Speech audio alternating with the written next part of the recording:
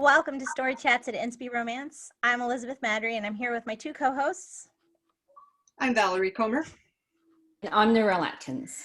And we are joined today with our guest, Jaycee Weaver, lover of Jesus, family, books, coffee, music, and crafting in that order. Jaycee Weaver is perpetually pursuing at least one of her passions. She writes contemporary Christian romance stories featuring realistic characters in everyday situations where God is at work in big ways. She appreciates books where the characters face shortcomings, temptations, and adversity, but always get their happy ending. So that's what she writes. I love that. Welcome, Jaycee. Thanks for joining us. Thanks for having me. I also love that you have some really fun alliteration in there. How hard was that? Did you really work hard to do that? No, I'm pretty sure that my brain thinks in alliterations. That's even better. It just naturally flows out. Awesome. All right, so today we are talking about kissing. Because, romance, you need kissing in romance. It's a thing. You have to have it. I saw a funny meme today, actually, and it was, the Bernie Sanders memes from the inauguration. And it was Bernie sitting there, and it was like me waiting for my characters to finally get around to kissing. Some of the books, it's really let's go. They need to kiss. Yeah. So we're going to start out with a quick question because sort of get us in the mood for kissing conversations. Which is better to you, the almost kiss or the first kiss? I mean, or I guess something else, but those were the two. I love both of those, but I can prioritize which I prefer more. So I thought it'd be fun for us to share what we like first. So Narelle, I'm putting on your spot, you on the spot, and you're gonna go first.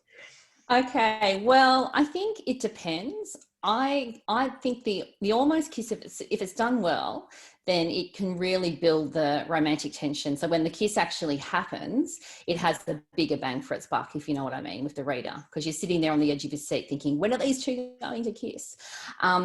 The problem is that if the almost kiss feels really contrived, if it's like, oh, we've got to interrupt this, let's just throw something on the page somewhere, then it doesn't work, then I think it can have the opposite effect and detract from when they actually do kiss, if it's just too awkward, if that makes sense. Yeah, totally.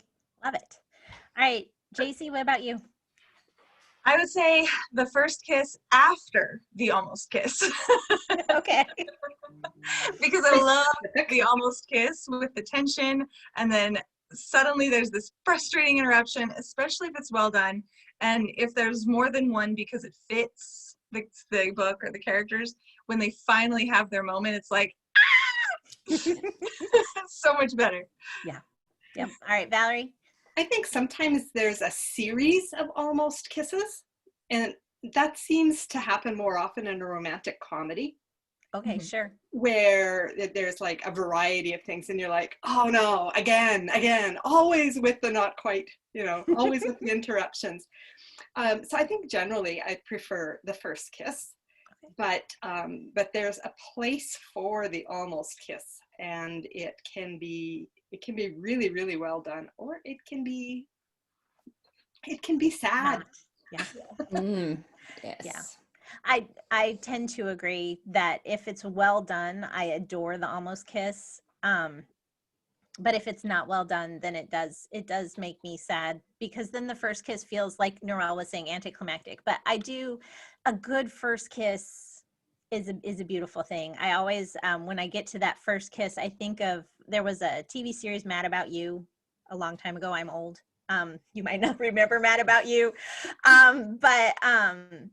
It starts with this couple, and they meet and they fall in love and they get married, and then it continues through their married life. And towards the end of the series, she's lamenting, she loves being married to this guy. She loves him, but she misses the fact that she'll never have another first kiss. And just that, that idea, that sort of 7-year itch kind of thing. So anyway, because there's something fun about a first kiss. So, all right. So the next question that I had written down is, do you prefer book or movie/TV kisses? And so Valerie, we're going to let Valerie go first, because I know Valerie's answer. And it's going to be a short answer. I Yeah. don't do movies. I almost never watch a movie. So it's obviously got to be a book kiss, right? Yep. But why? Because they're the only thing there is. I mean, besides Okay. real life. All right, fair. Let's not discount that. But Sure. That's fair. All right. How about you, Jaycee? and that's first choice. But Sure. you know.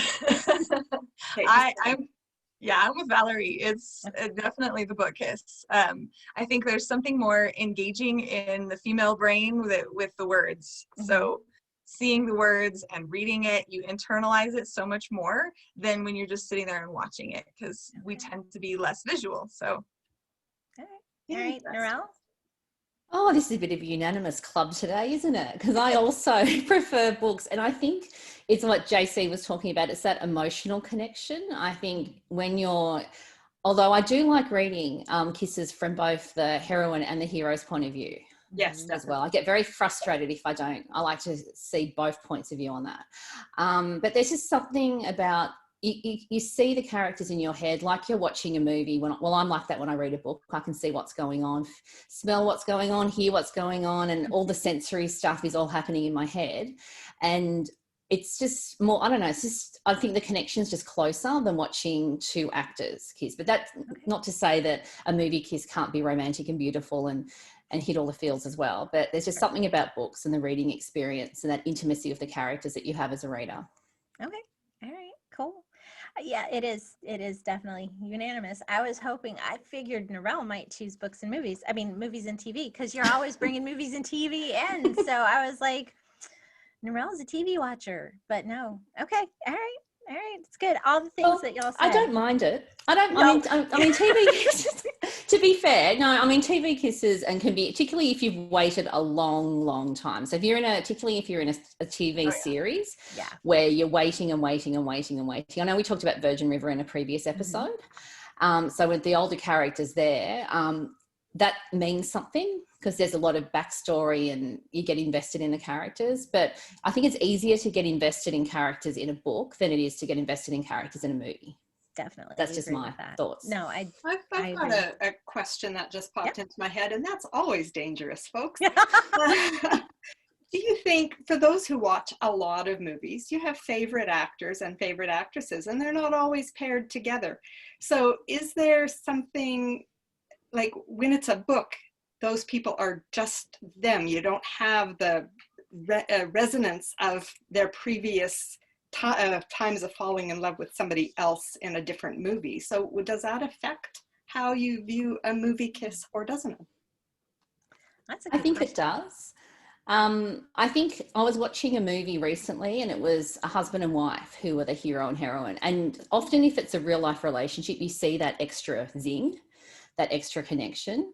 But you do have favorites, and some people it's less awkward and other people I think on the screen do kisses better, and it's hard to say, but I think it's definitely a factor. There's definitely that baggage of, I think the kiss in that movie was better than this one. And I think it depends on too, like if you have how into the world that you can get, because if it's a long running series that you've been watching a long time and you are more invested in those characters versus the actors, I think that's different versus like a movie that's only 2 hours long or less.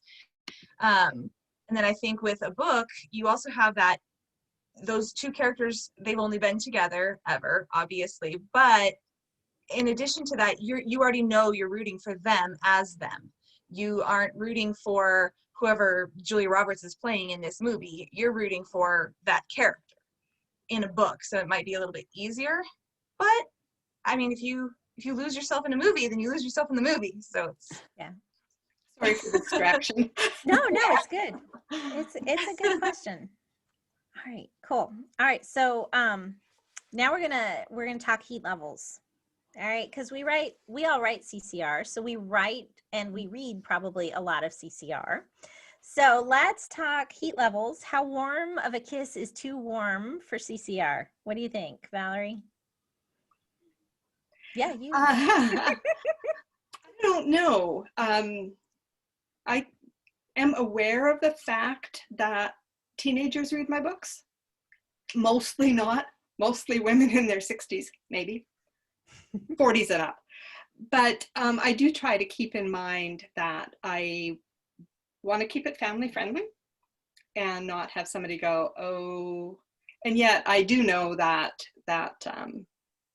one of my fans' daughters have read some of mine, and she's like, yeah, no, not that one.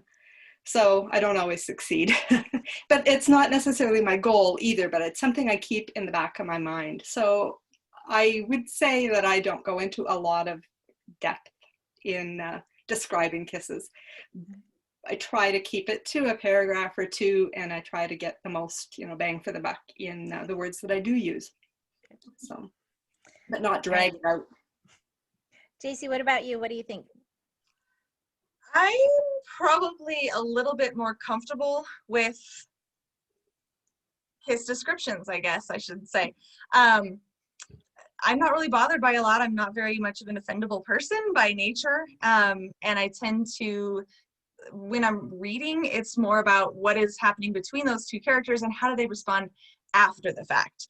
Because I think if an author pushes the envelope a little bit and starts getting descriptive, but then they throttle it back, and you know that the characters are struggling and there's like that internal conflict where they've got the passions of the flesh, but they know they need to throttle that back and restrain it. And then the author handles it really well by opening up a conversation like, hey, we probably need a chaperone, or, maybe we ought not be alone so much anymore, or whatever it is, that the boundaries that couple needs to set to make the story both realistic, but also authentic to their faith. And I think that's what matters to me more than how far did they describe the heat level. You know what I mean? Yeah. I like that. Yeah. All right, Narelle, what do you have to add? Well, personally, I mean, I grew up reading general market romance, so my personal tolerance level is pretty high. I don't mind how much detail is there. The mechanics is the mechanics, and some authors will go further than others. But that said, in a CCR, I think family friendly is really important. I think we, particularly as authors, the readers trust us to not take them to places that they don't want to go, if that makes sense. And I think a lot can be said that you can set something up in a way that the reader can fill in the blanks, and they'll fill in the blanks in the way they want to fill the blanks in. And some readers will be thinking that there's tongues having fun in their heads, and other readers will be thinking it's just a little peck on the lips. And that's absolutely fine, because at the end of the day, it's the readers who experience the books. So I'd say family friendly for CCR, I think is a good plan. Okay. All right. Yeah. I don't necessarily have an answer for this, honestly, because I do think that there's an element of needing to have Christian fiction that is accessible to everybody, which doesn't mean that every book is accessible to every person, but that there is something for everyone. And I know that for women who might be, and I say women, there are men who read romance, so maybe men too. But if you've been reading general market and you are deciding that this is an area of your life that God is asking you to maybe let go of, going straight to like, a cold peck on the knuckles would be really hard to switch just from one to the other. So I feel like there's room in Christian fiction for not all manner of heat levels, but certainly a large spectrum of heat levels. And so that kind of dovetails nicely into the next little section. And Narelle touched on it a little bit. So as you read more and more Christian fiction, you start to notice some of the key phrases where you're like, oh, things are warming up. And so the one that always makes me just laugh, and I really do, I laugh, and I shouldn't because I use it myself in my books, but there's always that moment when I read it and I just sort of snicker, and my boys are like, what, Mom? And I'm like, you won't think it's funny. So, but maybe they would. Well, I have a teenager now, so maybe, but deep into the kiss, I'm like, oh, they're French kissing. But, nobody wants to talk about tongues. Although Narelle did, the Aussies, but they just, but I was trying to think, are there other phrases that you see in there that let you know that the author intended a higher heat level than maybe they're really describing. You have any favorites? Jaycee, you want to go? No. I am the worst, honestly. I'll be just really, really honest. I am the worst for details. I don't remember them. Okay, that's I fair. bet I can beat you on that one. So, like, I don't remember character names half the time. When the book is shut, I got to open the book again to leave the review half the time because it's just that bad. That's fair. I live in the moment. So when I'm reading a kiss, I can tell you, oh, that's a stinking hot kiss. But then after the fact, I'm like, I think that book had a really good kiss. And that's about all I can tell you. All right, fair. Fair. I was thinking about this topic the other day when I was reading Janet Ferguson's book, For the Love of Joy. And the characters in that one, he doesn't know if they're divorced, and she knows they're not. Because he was overseas in the military, and he got the papers, he signed them, he sent them back, and then he was blown up, and he doesn't actually know what happened after that. So anyways, so it's a reunion romance. And so the one sentence I wrote down goes like this: deep, familiar waters of sweetness and passion rushed over him when she responded, her mouth searching his. Ooh. Yeah, that's good. Yeah. It's still, polite. Still totally family friendly. Yeah. Words. But the searching, I was like, ooh, that's a good word. That is good. Good phrase. Tells you what they're doing. Indeed. Without telling you what they're doing. Yes. Narelle? Well, I did my homework for a change. Don't laugh. And I actually wrote down a couple of things. So when I was thinking about kisses, I immediately went to My Stubborn Heart by Becky Wade, which released, I think, back in 2012, which I hadn't read for a very long time. And I'm thinking, okay, why has this book popped into my head? So I went and reread it. And one of the sentences I pulled out of that book, they have a really good almost kiss. So that's done really well. But when we actually get to the kissing, there's a sentence: he kissed her and kissed her and kissed her, and she kissed him back until she was forced to come up for air. Ooh. So Fun. there's nothing with details in that. There's nothing in naughty words that are used or anything, but that visual picture of you can feel the passion in that kiss. Yeah. And she's got gorgeous characters. Her hero is a very tortured hero. He's had a really difficult time with losing his wife. So he's a widow that's really struggling with grief, and he's got a lot of emotional barriers erected. And so I think all that backstory really made that a pretty phenomenal kiss. So that's one. And if we go back for a second one, I've also got a Janet W. Ferguson book as well, but a different one to Valerie. So did you want me to jump into that now, or? Sure. Yeah, that's a good Okay. So the book is Star Rising, which is the book just before the one Valerie's talked about, the one before. And this is a really fun story. It's set in Ireland, and the hero and heroine have been thrown together on a tour. And in terms of almost kisses, it's quite hilarious, the almost kiss that happens. And I'm certain the characters are really happy that almost kiss didn't happen. So go read Star Rising and you'll know exactly what I'm talking about as to why everyone would be happy the almost kiss didn't happen. Because the interruption was very novel and unique.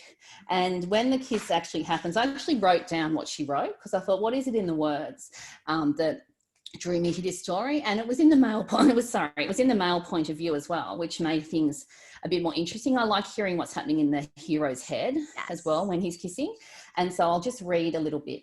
Only inches away now, and the magnetic pull of her mouth was more than he could fight.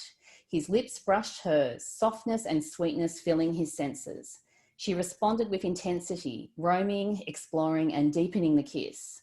Warmth flooded him, and a fierce longing, a longing to hold and protect, to show her a different kind of life than the one she'd known, to show her how a good man could treat her, which probably started by showing her respect.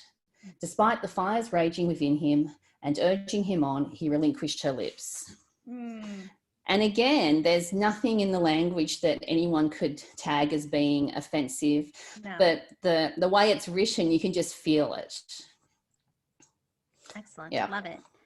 All right. So so those are Narelle's best kisses from CCR. Jaycee, did you pick some out? You already told us once you close the book, Yeah. you're done. I should have written some down. No, actually, I just recently read both of those books, but the ones that come to my mind most frequently are Chautona Havig, actually, because she does not like writing kissing scenes with any detail, really. Okay. And so she puts all of her energy into the buildup. And it was funny because I was asking some of my reader group, what they prefer what's the best part of a kiss in a book, what's their absolute favorite thing about it. And overwhelmingly the response was the anticipation. And so that was kind of what I was thinking as well, because it's that buildup. How do they get to that moment so that when that moment happens, you don't have to necessarily describe the kiss at all. I definitely don't mind when they do, but but getting that buildup. So Chautona is definitely one of those authors, I think, that does that really, really well, because she just focuses that energy on those little details. And like that's what made his kiss that Narelle just read from Janet's book, because it was the same thing. There's been so much buildup that it's all his feelings more than things. So yeah, I love that. Cool. Whereas I have a confession, I actually remember the authors who don't do kisses well. Oh, okay. That's what will stand out in my mind. It's like, and he kissed, if you've got this big build up and then it's, and he kissed her, I'm like, really?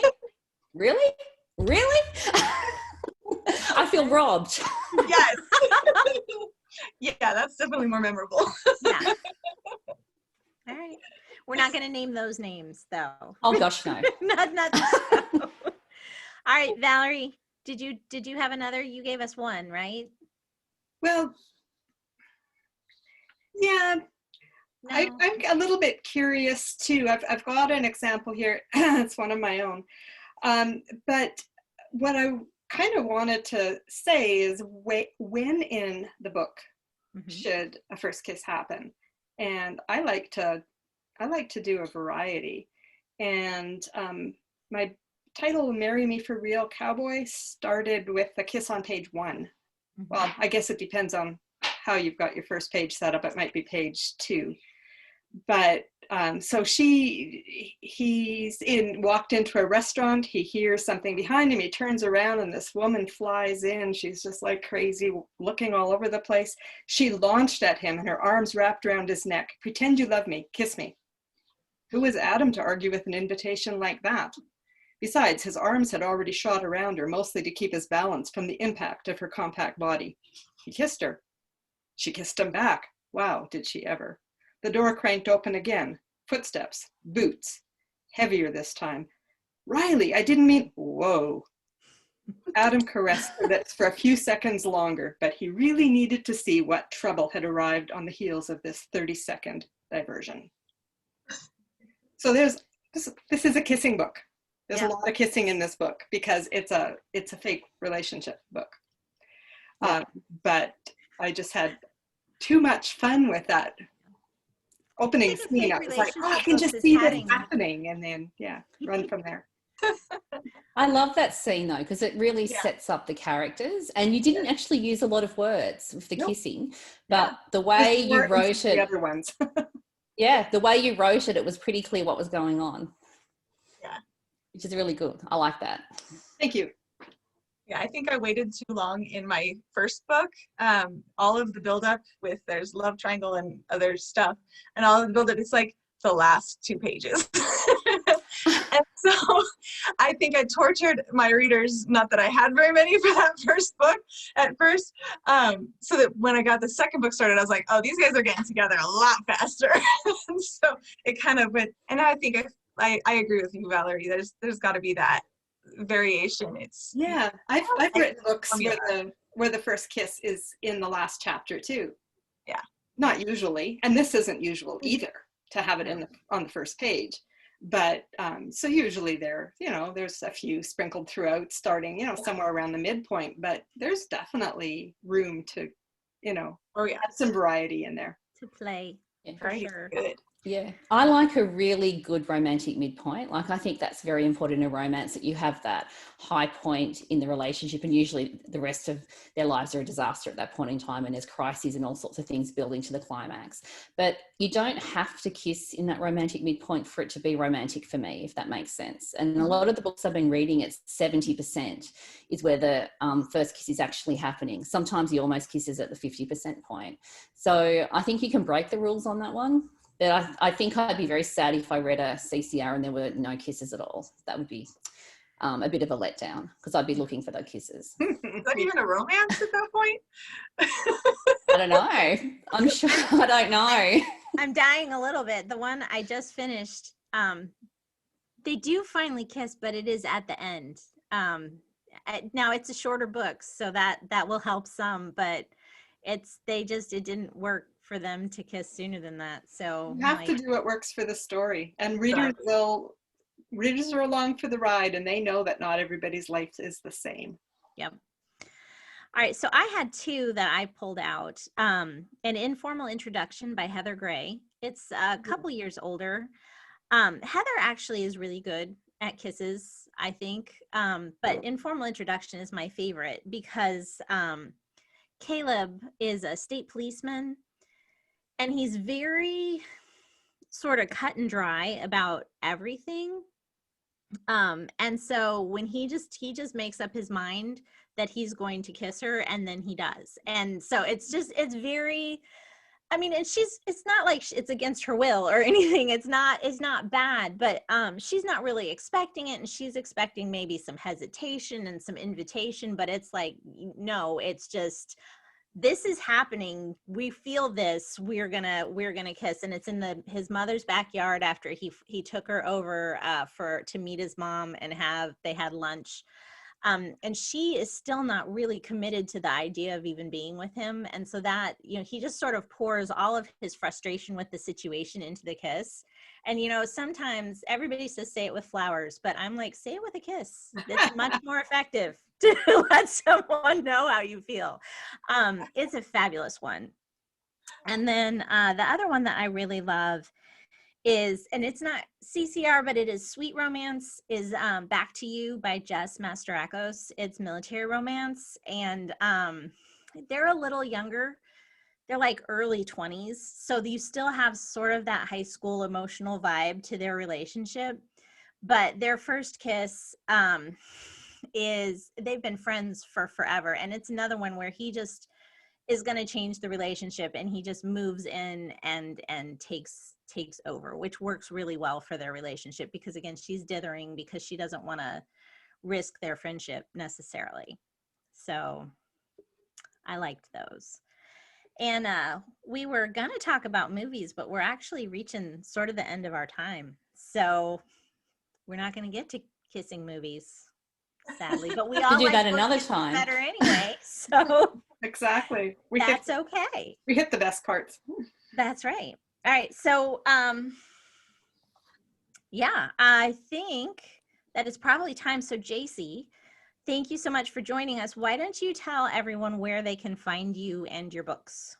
Well, to find me, I'm pretty much everywhere. So you can go to jayceeweaver.com, and there's a contact me page with all of the pertinent links of all of the places that you can stalk me a little bit, and I'll probably stalk you back. And then my books are all on Amazon. That's not creepy at all. No, not at all. Excellent. Are they Kindle Unlimited? Yes, everything I do even is in better. Kindle Unlimited, Yay. except for Adrift, and that's free. Okay. Everywhere. Awesome. All right. Final thoughts, anyone? No? All right. So then thank you guys to our watchers and listeners for joining us at Story Chats. You can find all the info about the show at inspiromance.com/storychats. And if you're watching us on YouTube, don't forget to subscribe and hit the little notification bell so that you get notified when you get a new episode and you don't miss out on fun things like this. So we'll see you next week. And in the meantime, be sure that you take time to fall in love with a good book. I'll see you later, guys. Bye. Goodbye, everyone.